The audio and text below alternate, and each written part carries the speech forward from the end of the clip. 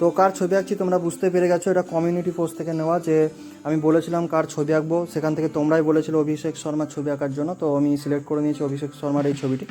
তো আমি grid line method প্রথমেই বলে দিই, ফলো করি না, তোমরা প্রত্যেকটা ভিডিওতে দেখেছো। তো আমি ফেসটা একদম যে বেসিক নিয়ম ফেস আঁকার সেখান থেকে তোমাদের দেখাচ্ছি, ডিম্বাকৃতির যে করে নিয়েছি। তারপরে যে তোমার চোখ নাক মুখের জন্য যে লাইনগুলো সেগুলো পার্ট পার্ট করে ভাগ করে দিয়েছি। এবং আমি এমনি ফ্রি হ্যান্ডে করছিলাম, তো তোমরা হয়তো বলবে না বেসিক থেকে দেখাইনি, তাই বেসিক থেকে আমি আবার শুটা দেখতে থাকো, দেখো বুঝতে পেরে যাবে কীভাবে কী করছি না করছি।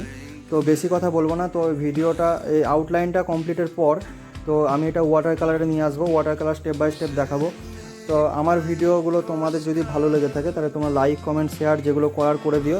আর বেশি কথা আমি বলছি না, তো ভিডিওটা তোমরা দেখতে থাকো, একদম স্টেপ বাই স্টেপ বেসিক থেকে দেখানো আছে।